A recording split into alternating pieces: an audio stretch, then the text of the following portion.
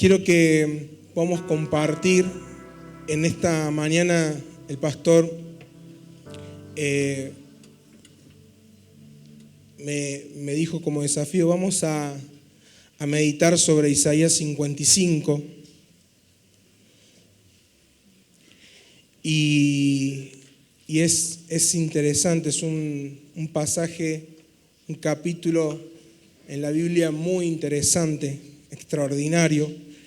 Y de alguna manera, mientras iba leyendo y releyendo y orando y volver a leer, me era inevitable asociarlo con cosas que por ahí Dios viene trabajando en lo personal y Dios viene desafiando en lo personal, y sé que mucho de esto tiene que ver con el desafío que estamos recibiendo como iglesia. Así que quiero que podamos compartir acerca un poquito de Isaías 55, pero antes hacerte una introducción con la lectura de Isaías 57:15. Dice ahí la palabra de Dios: porque así dijo el alto y sublime, el que habita la eternidad y cuyo nombre es el Santo. Yo habito en la altura y la santidad, y con el quebrantado y humilde de espíritu, para hacer vivir el espíritu de los humildes y para vivificar el corazón de los quebrantados. Vamos a leerlo nuevo. Dice: porque así dijo el alto y sublime, el que habita la eternidad y cuyo nombre es el Santo. Yo habito en la altura y la santidad, y con el quebrantado y humilde de espíritu, para hacer vivir el espíritu de los humildes y para vivificar el corazón de los quebrantados. Gracias, Señor, por tu palabra. Mientras oraba esta mañana, Dios, el Espíritu, me traía al corazón acerca de la intención constante que hay en su corazón de querer manifestarse en la realidad en la que vivimos. El Espíritu me decía: yo estoy apasionado, mi corazón arde por manifestar mi realidad constantemente en la vida de mi iglesia, en la vida de mis hijos. Y esto es extraordinario porque dice la palabra de Dios que Él habita en lo alto, que habita en lo santo. Es decir, Él habita en lugares en los cuales como hombres, como simples hombres o mujeres, no podemos alcanzar. Pero qué extraordinario que es que la palabra de Dios no se queda solamente en decir que Él habita en el lugar alto, en el lugar santo, en el lugar que por nuestras propias fuerzas seríamos incapaces de alcanzar, de llegar, sino que Él también habita con el quebrantado y humilde de espíritu. Es decir, Él se abre camino para reencontrarse con las expectativas de su pueblo.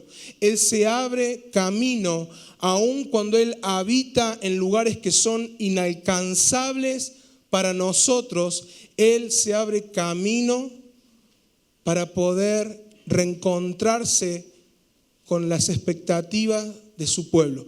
Y con esta perspectiva quiero que empecemos a leer Isaías 55.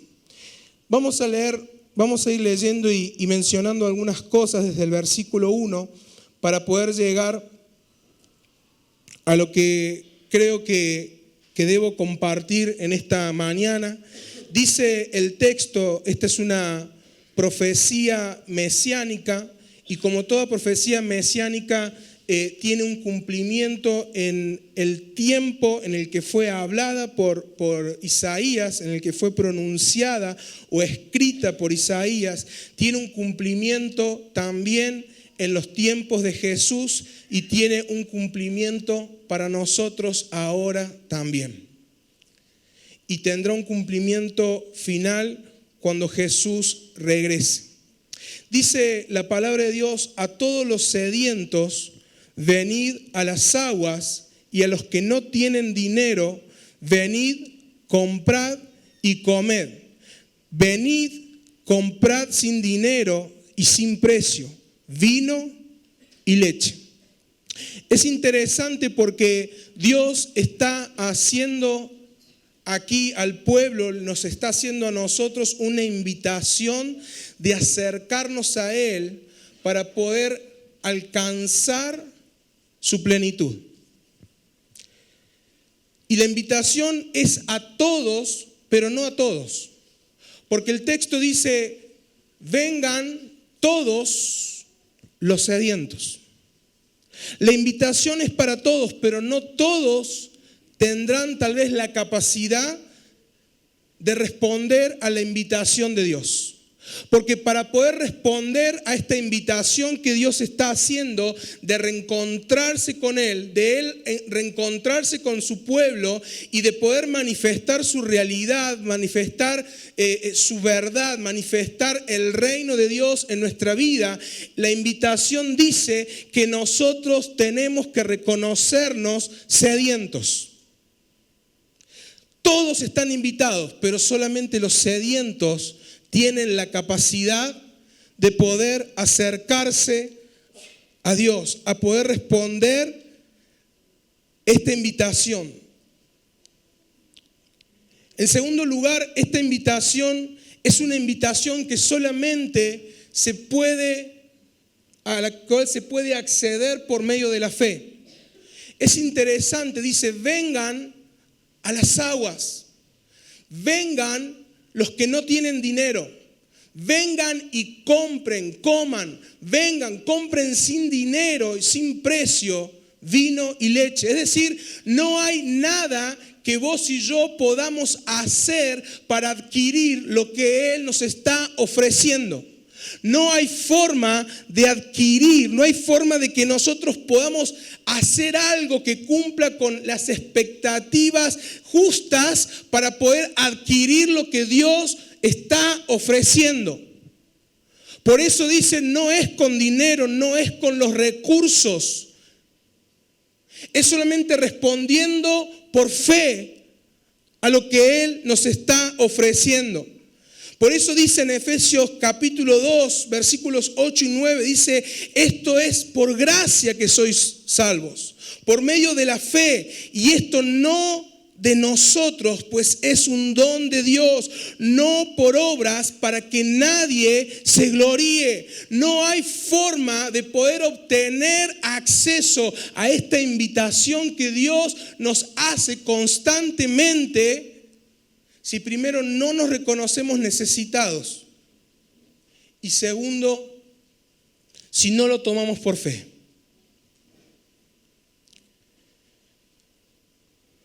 Jesús hizo una invitación similar en Juan capítulo 7, versículos 37 al 38, 39. Y Él dijo: si alguno tiene sed, venga y beba. La misma invitación. Jesús dijo: si alguno se reconoce sediento, venga y beba. E instantáneamente agrega: el que cree en mí, de su interior correrán ríos de agua viva. La única forma de poder acceder a la invitación de Dios, de poder tomar esto que es por gracia, es por medio de la fe. Solamente el que cree en mí, de su interior correrán ríos de agua viva. Y esta es una invitación que Dios nos hace como iglesia. Es una invitación que Dios te hace como hijo, como hija. Esta es una invitación que Dios nos hace como familia de la fe, como discípulos del amado, para poder tener la experiencia constante de un Dios que anhela fervientemente manifestarse en la vida de su pueblo. Y dice la invitación: vengan y tomen sin dinero y sin precio vino y leche. El vino en la Biblia es símbolo del gozo y la plenitud, y la leche es el símbolo del sustento. Dios dice: vengan y adquieran por pura gracia, por medio de la fe, una vida plena y el sustento que yo tengo para sus vidas. Este capítulo es extraordinario porque muchas veces tenemos la idea de que, como es el antiguo pacto, no existe la gracia. Y este es uno de los tantos lugares en el Antiguo Testamento que tira al piso ese argumento. Porque Dios está diciendo: yo pongo a disposición, ustedes no tienen que hacer nada más que acceder a mí, creer por fe, venir y tomar lo que yo tengo para darles. Dios le está hablando al pueblo que se encuentra cautivo en Babilonia. Y sigue diciendo: ¿por qué gastan el dinero en lo que no es pan y vuestro trabajo en lo que no sacia? Oídme atentamente y comed del bien, y se deleitará vuestra alma con grosura, con abundancia. Y acá empieza un poquito a pintarnos un panorama la palabra de Dios y pone un contraste. Le dice al pueblo: ustedes están esforzándose, están trabajando, están poniendo su atención, están poniendo su esfuerzo, están poniendo sus capacidades para poder alcanzar algo que realmente no sacia. Están poniendo su mirada en las cosas terrenales, pero yo quiero darle algo que alimenta abundantemente su alma. Y la palabra de Dios dice aquí: oídme atentamente. Esta expresión, oídme atentamente, es escuchen con diligencia, es decir, escuchen con la intención de ejecutar, escuchen con la intención de hacer. Dios nos está llamando a prestar atención cuidadosamente a lo que Él quiere decir. Y dice: y coman del bien. El bien, o lo bueno, como se traduce en otras traducciones, hace referencia a la voluntad de Dios. Dios está diciendo: presten atención diligentemente, con ánimo de actuar, de ejecutar, y coman de mi voluntad. Por eso Pablo dice que la voluntad de Dios es buena, agradable y perfecta. Cuando la Biblia habla del bien o habla de lo bueno, hace referencia a la voluntad de Dios. Por eso dice que será alimento que saciará con grosura, con abundancia nuestra alma. Versículo 3 dice: inclinad vuestro oído, venid a mí, oíd y vivirá vuestra alma, y haré con ustedes pacto eterno, las misericordias de David. ¿Se dieron cuenta cuántas veces el texto habla de oír? Pero inclinad vuestro oído es una expresión que habla de cambiar de posición para poder escuchar.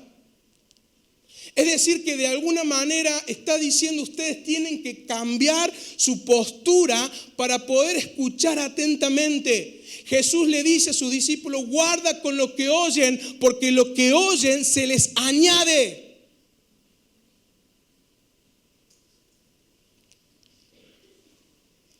La palabra de Dios dice: cambien su postura para poder escuchar lo que yo quiero decirles. Porque si ustedes tienen la capacidad de comer de mi voluntad lo que es bueno, agradable y perfecto, vivirá vuestra alma. Y mantendré el pacto eterno. Teológicamente, para los judíos y para gran parte de los teólogos cristianos, cuando se menciona el nombre de David después de su muerte, se hace referencia al Mesías, al descendiente de David. Dice, por las misericordias con David, haciendo referencia al Mesías, al hijo del linaje de David. He aquí, yo lo di por testigo a los pueblos, por jefe y por maestro a las naciones. He aquí llamarás a gente que no conociste y gente que no te conocieron correrá a ti por causa de Jehová tu Dios y del Santo de Israel que te ha honrado. Está hablando del desafío de Dios a su pueblo de invadir las naciones con el evangelio. Versículo 6 dice, buscad a Jehová mientras puede ser hallado, llamadle en tanto que está cercano. Versículo 7, deje el impío su camino y el hombre inicuo sus pensamientos y vuélvase a Jehová, el cual tendrá de él misericordia, y al Dios nuestro, el cual será amplio en perdonar. Gracia. Gracia. Dios está hablando al pueblo de volver a reencontrarse con un pueblo que le había dado las espaldas. Se había ido atrás de los dioses de las naciones vecinas. En vez de ser ellos influencia para sus vecinos, dejaron que sus vecinos influenciaran su espiritualidad. Y como consecuencia fueron llevados. Ahora, Dios está planteando un escenario de gracia. Y les dice, yo quiero darles plenitud. Yo quiero darles bendición.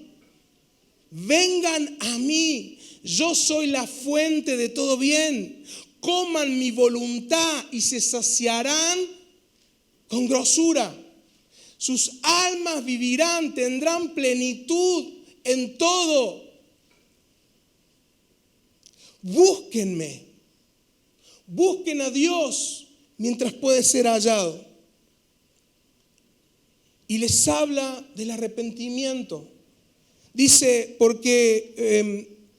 dice versículo 7, deje el impío su camino. Es decir, ya no camine más en la misma dirección. Eso es arrepentimiento. Y el hombre inicuo sus pensamientos. Vuélvase a Jehová. Versículo 8, y aquí vamos a entrar en lo que quiero compartirte. Dice, porque mis pensamientos no son vuestros pensamientos, ni vuestros caminos mis caminos, dijo Jehová. Como son más altos los cielos que la tierra, así son mis caminos más altos que los vuestros, y mis pensamientos más que vuestros pensamientos. Porque como desciende de los cielos la lluvia y la nieve, y no vuelve allá, sino que riega la tierra y la hace germinar y producir, y da semilla al que siembra y pan al que come, así será mi palabra que sale de mi boca, no volverá a mí vacía, sino que hará lo que yo quiero y será prosperada en aquello para que la envíe.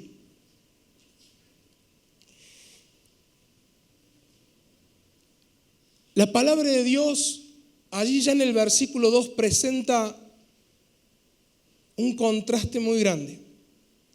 Todo este capítulo viene presentando un contraste de hombres y mujeres que se esfuerzan por conseguir cosas que realmente no sacian, y él presentando una oferta sobrenatural, una oferta espiritual que sacia integralmente.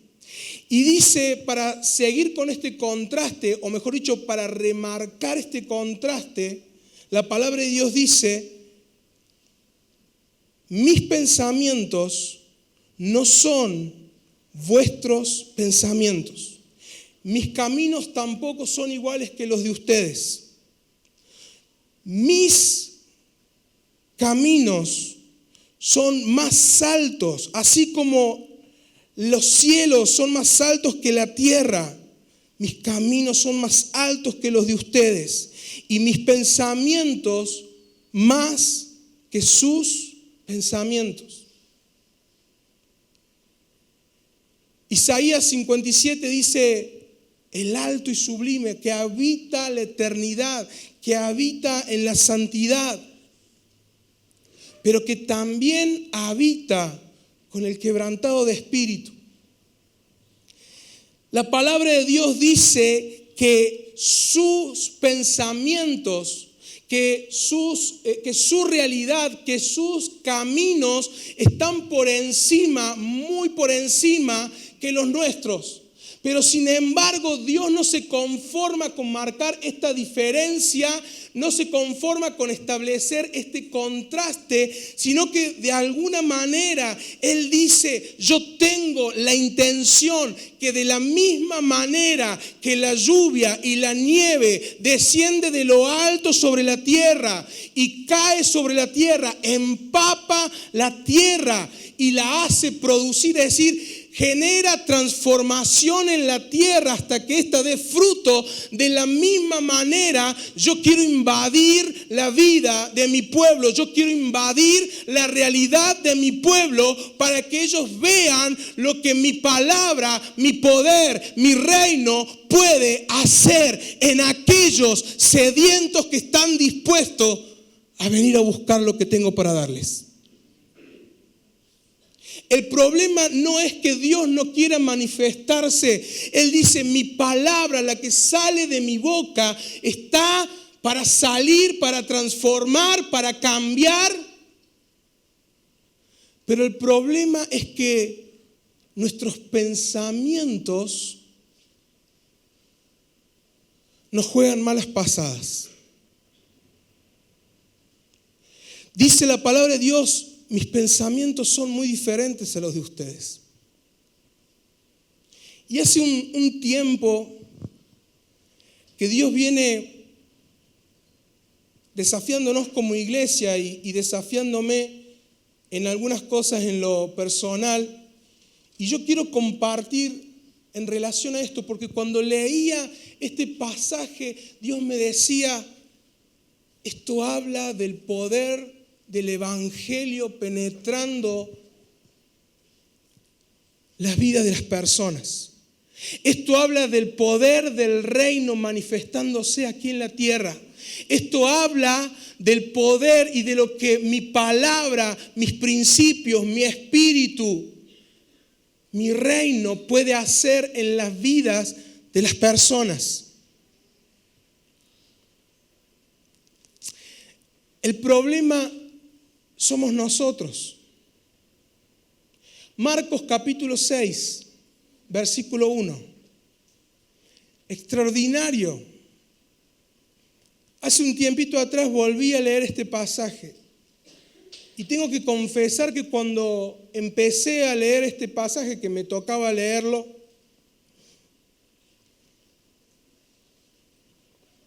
en el plan que yo tengo de lectura, y tengo que confesar que cuando empecé a leer el texto dije: esto ya lo leí un montón de veces.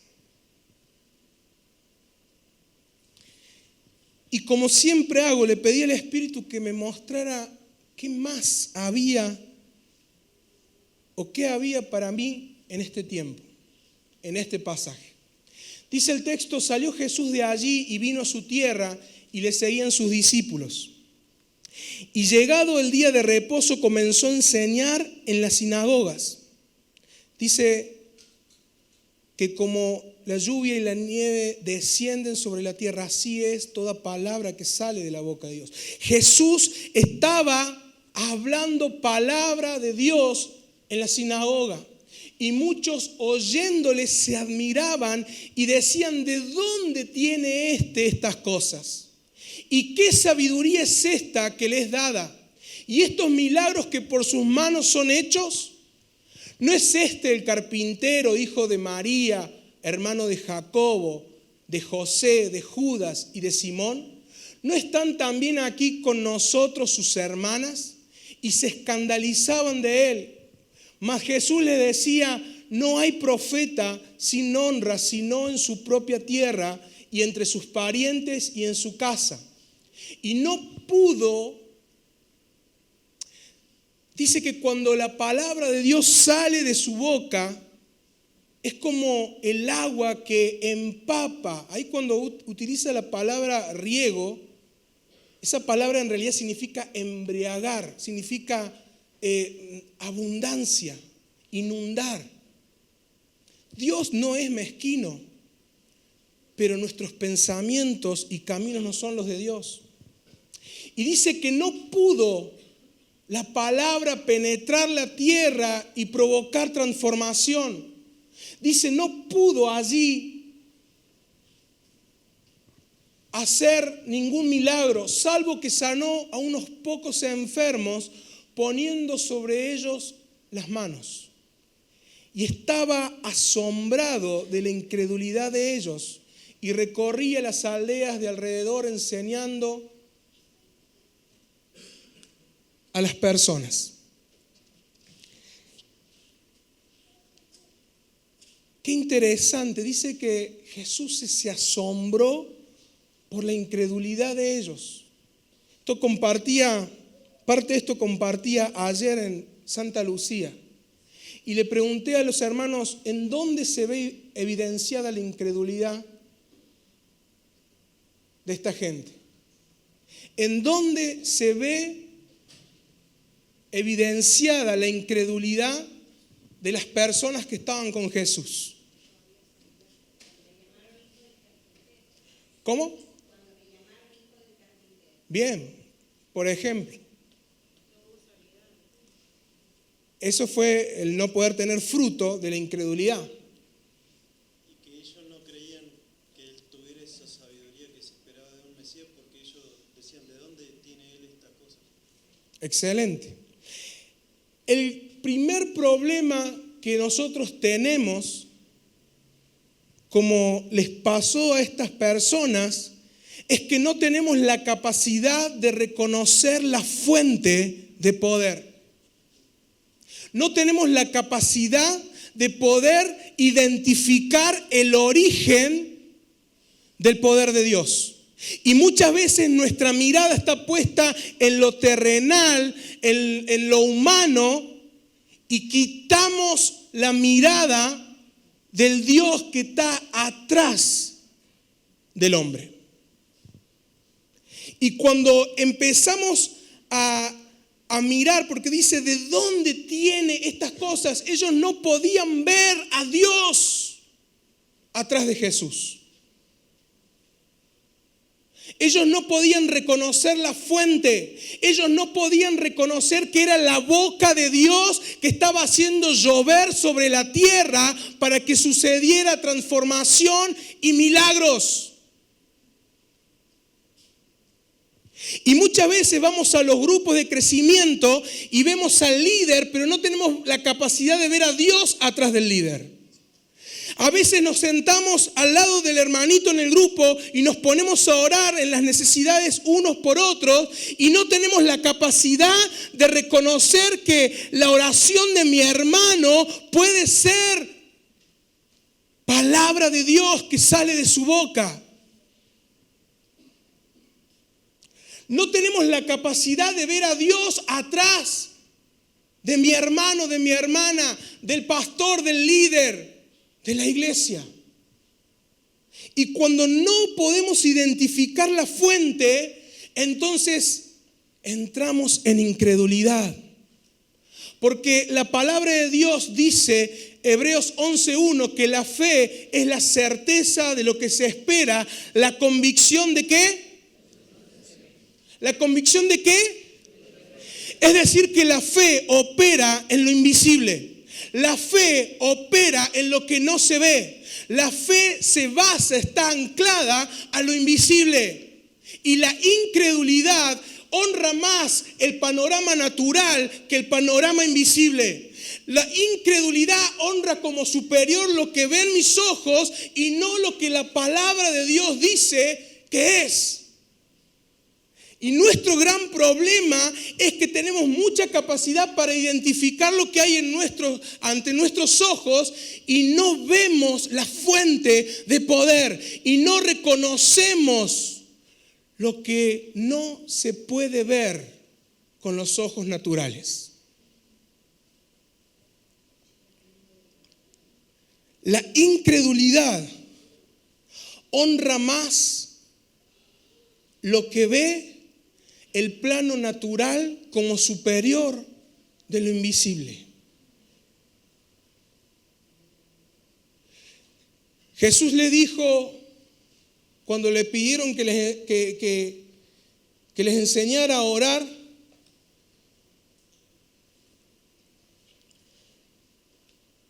Jesús le dejó el modelo de oración. Padre nuestro, que estás en los cielos, santificado sea tu nombre. El modelo de oración empieza con adoración y reconocimiento a Él. Pero luego de eso, lo que sigue después de eso es la activación de lo invisible sobre lo visible.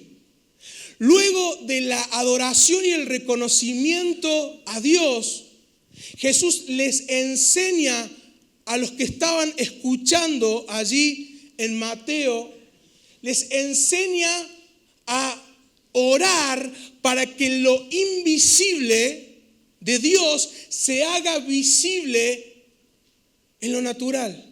Por eso sigue diciendo el famoso Padre Nuestro: venga tu reino y hágase tu voluntad en la tierra como en el cielo. Y luego de eso dice el pan nuestro, ¿qué dice? Y luego, ¿cómo?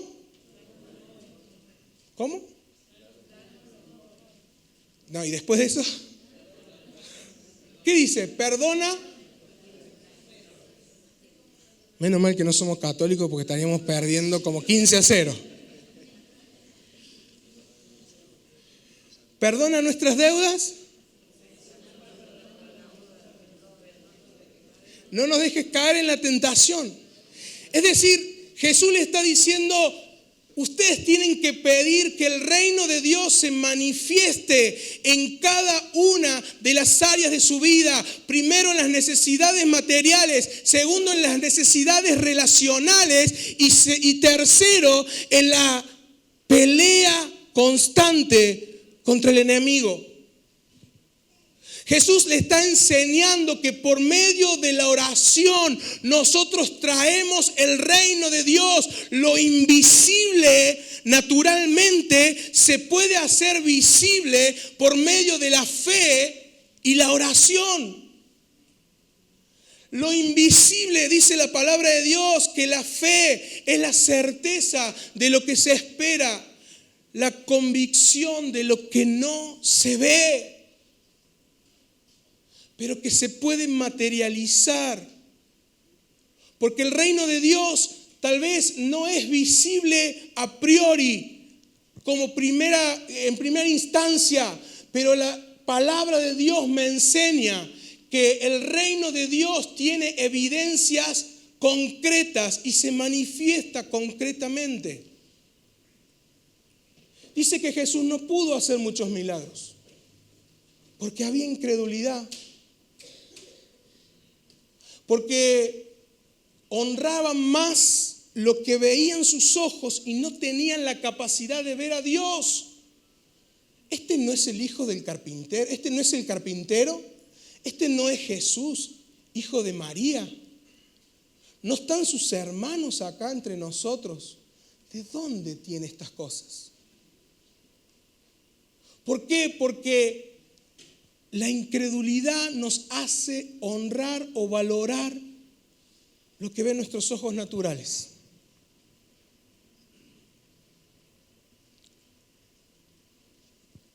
Pero Dios quiere invadir nuestra vida con su realidad.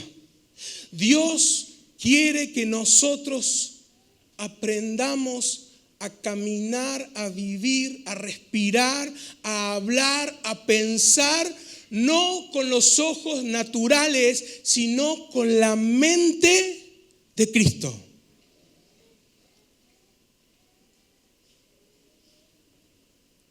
¿Qué es la mente de Cristo?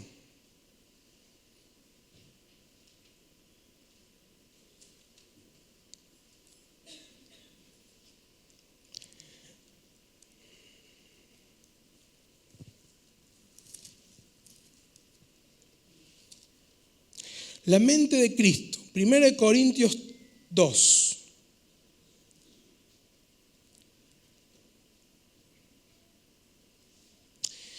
Desde el versículo 9. Este es uno de los textos que más me fascina en la Biblia. Dice, antes bien, como está escrito, ¿qué dice? Ni oído oyó, ni ha subido en corazón de hombre, son las cosas que Dios ha preparado para los que le aman. Versículo 10. Pero Dios nos las reveló. ¿Qué es revelación? ¿Qué es revelación? ¿Cómo? Correr el velo. Es decir, cuando aquello que no se ve, de repente se muestra como una realidad para nosotros. Dios quita lo que impide que veamos. Dice, esto Dios lo reveló a nosotros. Es decir, lo que no se ve se puede ver.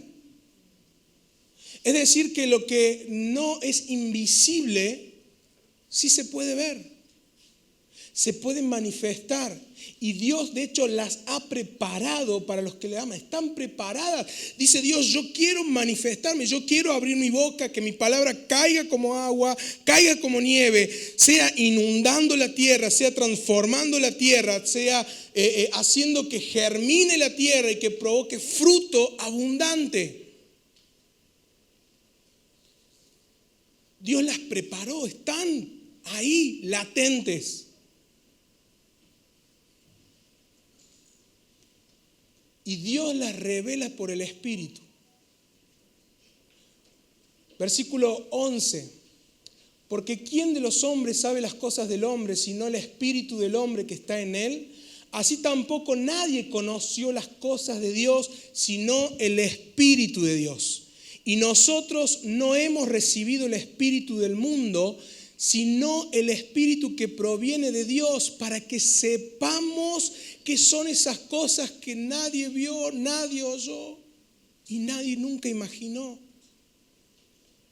La cual también hablamos, no con palabras enseñadas por sabiduría humana, sino con las que enseña el Espíritu, acomodando lo espiritual a lo espiritual. Pero el hombre natural, es decir, aquel que ve solamente lo que sus sentidos le dictan y no tiene la capacidad de ver la fuente, no puede percibir las cosas que son del Espíritu de Dios, porque para él son locura y no las puede entender, porque se han de discernir espiritualmente. En cambio, el espiritual juzga todas las cosas, pero él no es juzgado de nadie. Porque ¿quién conoció la mente del Señor? ¿Quién le instruirá? Mas nosotros si vivimos lo que dicen los versículos anteriores, tenemos la mente de Cristo.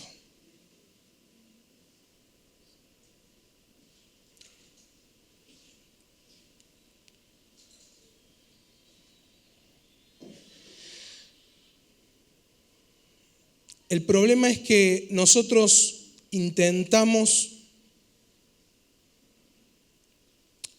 que Dios entre en nuestros parámetros. Nosotros vemos lo que vemos y queremos que Dios se acomode a nuestra manera de pensar. Y Dios dice, mis pensamientos son muy por encima y la única forma de poder comprender es por medio de la fe. No hay forma de razonar los pensamientos de Dios.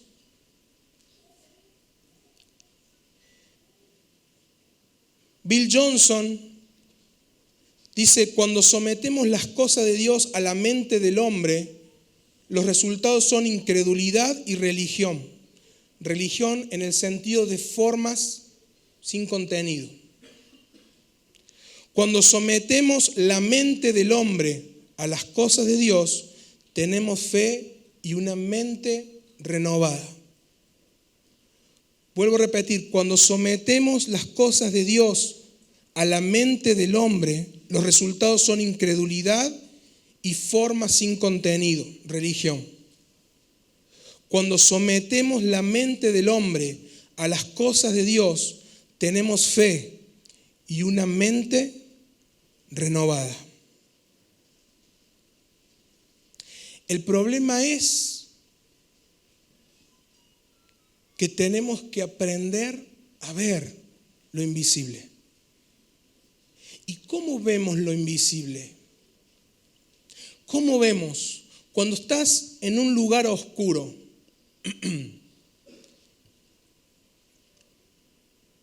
no ves nada, está todo, no entra una sola pizca de luz.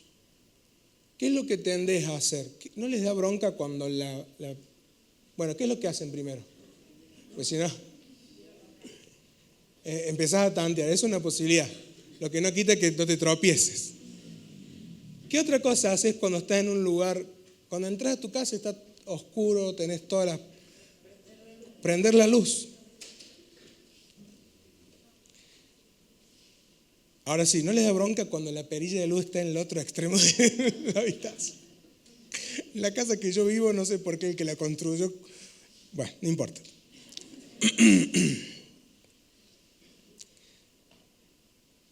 Y entonces, ¿cómo vemos lo que no vemos? Salmo 119, 105 es un texto muy simple pero extraordinario. Dice, lámpara es a mis pies tu palabra y lumbrera a mi caminar. Lámpara es a mis pies tu palabra y lumbrera a mi camino. La única forma de ver lo que nuestros ojos no pueden ver es por medio de la palabra de Dios. Es acá donde yo veo un Dios poderoso que no puede ser tomado por la lógica humana y explicarlo desde la lógica humana. Hace unos meses atrás,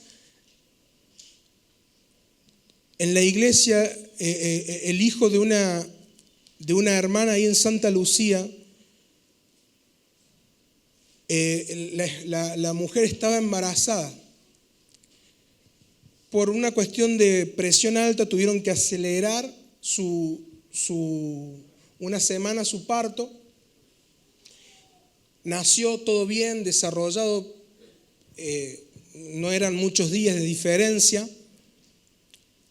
Estaba dentro del periodo normal. No me pregunte más porque yo ya no conozco, hasta ahí sé todo esa parte. Pero, y cuando le hicieron el chequeo estaba todo bien el bebé, Bautista. Pero uno de los análisis no salió bien. Y le dijeron a los padres su hijo nació sordo. Él no escucha de ninguno de sus dos oídos. Y cayeron, no me acuerdo si fue un sábado, estábamos en una reunión, creo que fue un sábado,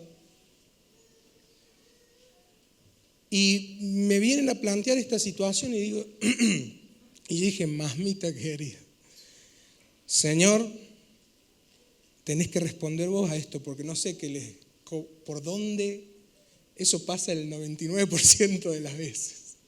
Y el Señor es fiel y da. Entonces, le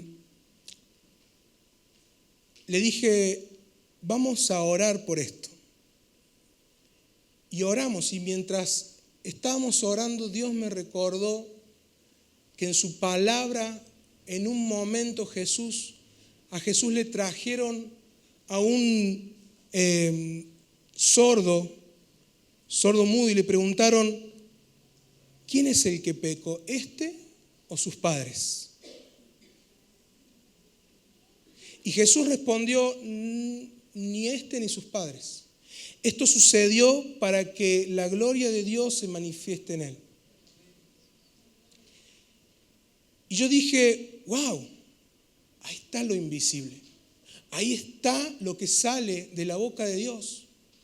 Y oramos allí, estaban este matrimonio, estábamos con Ana y había algunos hermanos más, y oramos esta palabra que está en el ámbito de lo invisible, y como el pastor nos enseña, gatillamos esta palabra en el mundo espiritual. Y le dije, ¿cuándo es el próximo control? El viernes que viene tenemos control de nuevo. Bueno, vamos a esperar buenas noticias. Así que fueron con Bauti ese viernes a hacer control. El médico chequeó varias cosas. Volvieron dentro de sus chequeos a hacerle el chequeo de sus oídos y le dijeron, bueno, está todo bien. Y se quedaron esperando una respuesta más. ¿Cómo que está todo bien? Está todo bien. Pero el otro doctor nos dijo que no. Su hijo escucha bien de los dos oídos, no tiene ningún problema en ninguno de sus dos oídos. Dios tiene poder sobrenatural. El problema somos nosotros, que no tenemos la capacidad de ver la fuente de poder. Y muchas veces justificamos nuestra incredulidad. Yo muchas veces he justificado hasta teológicamente mi incredulidad. Pero Dios nos está invitando en este tiempo a dejar de lado las justificaciones y empezar a buscar que el reino de Dios, del Dios Todopoderoso, se manifieste en el ámbito en el que nos movemos. Y ayer le decía a los hermanos, pero ¿y si Dios quiere que ese aguijón de la carne no se me vaya? Bueno, está bien, pero que Dios te diga que ese aguijón no se lo va a sacar. Dar por sentado que Dios no quiere hacer el milagro es incredulidad. Porque a menos que Dios revele como a Pablo, yo no te voy a sacar el aguijón de la carne porque tengo propósito con eso en tu vida, entonces yo tengo que seguir clamando a Dios, al Dios de lo invisible, al Dios omnipotente, para que se manifieste su realidad en mi vida. Y termino con esto. La oración, dijimos,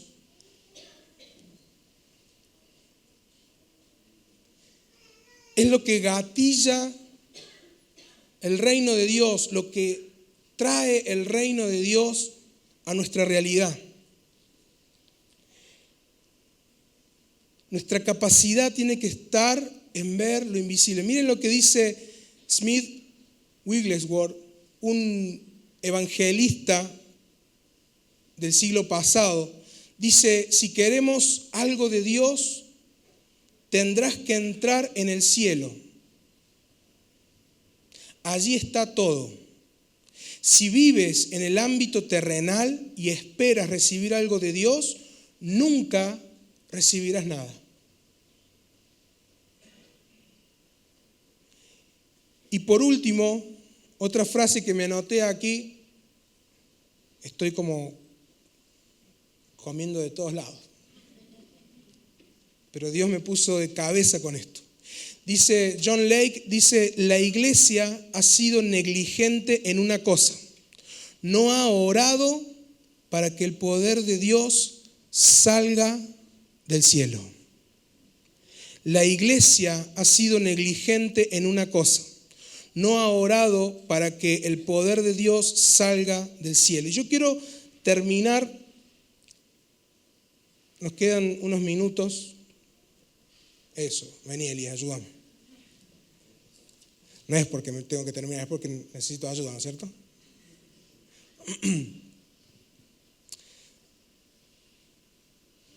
Marcos capítulo 6, de nuevo. Después de que las personas hacen todas estas preguntas,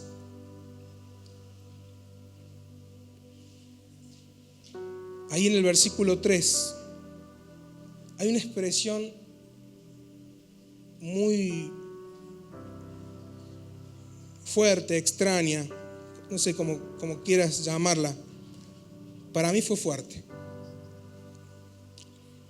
Dice que después de que preguntaron, ¿no es este el carpintero, hermano de tal, hijo de tal?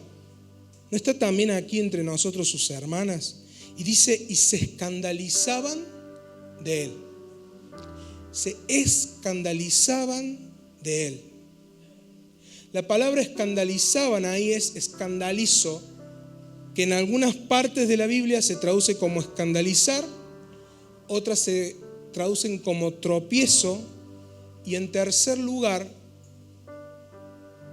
se traduce como ofensa. Escandalizar, tropiezo y ofensa.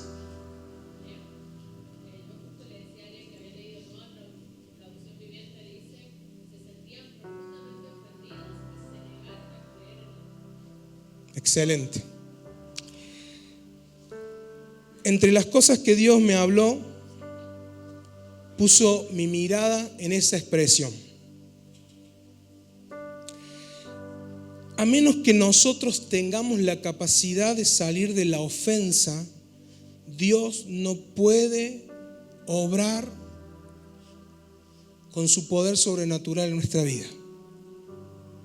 La ofensa es parte de la incredulidad, porque la ofensa es caer en la trampa que Satanás ha puesto, no importa por medio de quién. Tal vez te ofendió tu esposo, tu esposa, tal vez te ofendió una situación que viviste. A veces somos ofendidos por personas que ni se enteraron que te hicieron mal, porque nunca se dieron cuenta que el gesto, la mirada, porque no hubo intención de ofensa en ellos. Pero nosotros caímos en la trampa de la ofensa. La palabra ofensa hace referencia a la carnada que se pone en la trampa. El problema no es la trampa, el problema es la carnada. Y muchas veces nosotros hocicamos en la ofensa, caemos y nos ofendemos, y nuestro corazón comienza lo que diría, creo que es Bill Johnson, dice, habla de descomposición del corazón. Entra en una especie de descomposición el corazón cuando entramos en la ofensa. Y nuestro corazón se descompone. Y cuando hay algo descompuesto, eso llama a las moscas y a los gusanos. Y dice la palabra de Dios, y se refiere al enemigo y a Satanás como Belcebú. ¿Qué es Belcebú? ¿Qué significa Belcebú? El príncipe de las moscas. Es decir, que cuando nuestro corazón entra en la ofensa, ¿por qué? Porque, vuelvo a repetir, la incredulidad es valorar más lo que vemos, lo natural, que lo que no se ve. Y muchas veces por quedarnos en el plano de lo natural y no ver lo que Dios está haciendo atrás de eso, o no discernir que es el enemigo que nos ha puesto la trampa, caemos en ofensa y nuestro corazón se descompone. Santiago capítulo 3, y con esto terminamos, para cerrar la idea.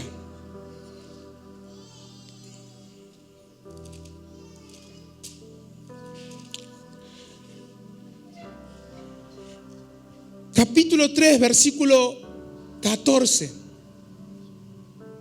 Dice: pero si tenéis celos amargos y contención en vuestro corazón, no os jactéis ni mintáis contra la verdad, porque esta sabiduría está hablando de lo que nace de los celos amargos, de la ambición, dice otra traducción, de la contención de vuestro corazón, no es la que desciende de lo alto, sino es terrenal, animal y ¿qué? Diabólico. Cuando nosotros caminamos y permitimos que la ofensa se arraigue en nuestro corazón, las moscas del príncipe de las moscas comienzan a revolotear. Dice que esto es terrenal, animal y diabólico. Es un llamado demoníaco. Es un llamador demoníaco. Y para peor, dice después, porque donde hay estas cosas, es decir, donde hay celos, donde hay contención, allí hay perturbación y toda obra perversa.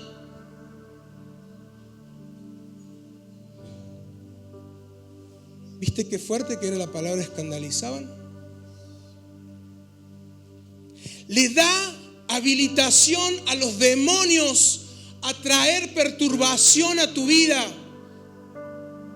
Y yo cuando leí esto empecé a hacer memoria en mí mismo hacia atrás y dije, verdaderamente, cuando muchas veces he estado perturbado, no he tenido forma de poder entender hacia dónde ir, no sentía dirección, había ofensa en mi corazón. Había ofensa en mi corazón. Y la ofensa también impide que Dios trabaje sobrenaturalmente en tu vida. Ellos se ofendieron y, como nos leía Melanie, decidieron no creer. La ofensa está asociada a la incredulidad. La ofensa le impide al reino de Dios, le impide a Dios trabajar en tu vida. Por eso dice, no digas que amas al Señor que no ves cuando tenés a tu hermanito y no lo podés ni ver. No hay forma de relacionarse con Dios. No hay forma de que Dios actúe en nuestra vida si no tenemos capacidad de reconocer al cuerpo, de honrar al cuerpo y de sanar nuestras ofensas. Porque encima, para peor de todas estas cosas, es un llamador de demonios. Allí hay perturbación y toda obra perversa. Todo lo que pervierte, todo lo que distorsiona. Yo quiero invitarte a que te pongas de pie. Dios tiene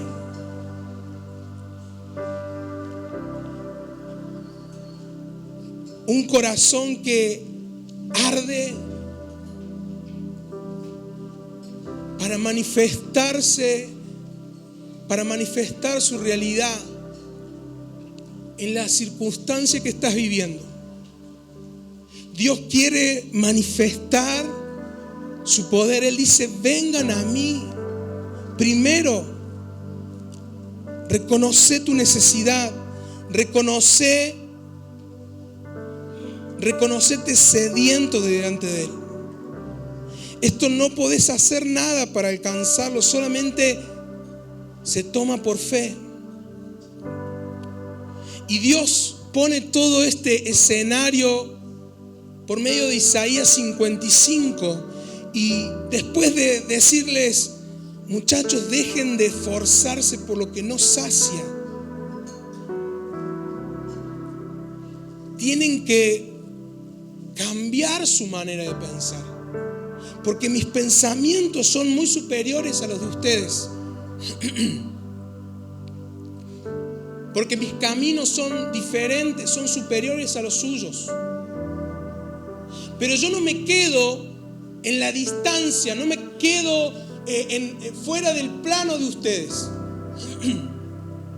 Porque así como la lluvia y la nieve descienden, yo tengo previsto que mi palabra, aquello que sale de mi boca, entre en la realidad de ustedes.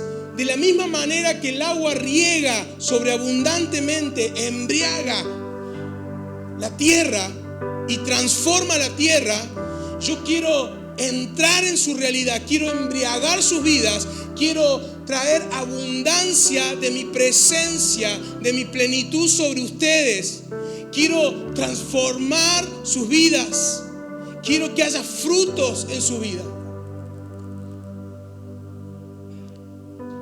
Pero el problema somos nosotros. Dios dice: yo quiero invadir tu vida con mi realidad.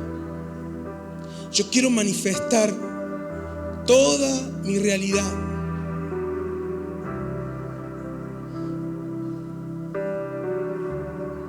Pero tenemos que tener la capacidad de verlo a Él, de ir a Él. Tenemos que tener la capacidad de levantar nuestra mirada de la realidad en la cual a veces estamos tan enredados que no nos permite levantar la mirada y decir: Señor, yo te veo a vos atrás de esta situación, atrás de esta persona, atrás de lo que sea. Yo quiero identificar la fuente verdadera. Yo quiero poder escuchar la palabra que sale de tu boca. Señor, no quiero ser como esas personas que no tuvieron la capacidad de ver al invisible. No quiero ser como esas personas que eligieron ofenderse y estar y mantenerse en la ofensa, dejando que el diablo perturbara sus vidas, pervirtiera sus vidas, sus formas de ver las cosas. Señor, yo quiero ser de aquellos que tienen su mirada en los cielos. Jesús dice: busquen primeramente el reino de Dios y su justicia. Pero antes de eso le dice: no se preocupen por el pan, por la vestidura, lo que van a comer. Y vuelve a presentar esta contradicción, vuelve a presentar este contraste, lo material con lo que no se ve. Dice: ustedes busquen el reino de Dios y su justicia, y lo demás será añadido. No es que por buscar el reino de Dios se nos va a habilitar otro paquete de bendiciones. No. Lo que está diciendo el texto es que por buscar el reino de Dios, en el reino de Dios ya está el combo de todo lo que necesito, que es muy diferente.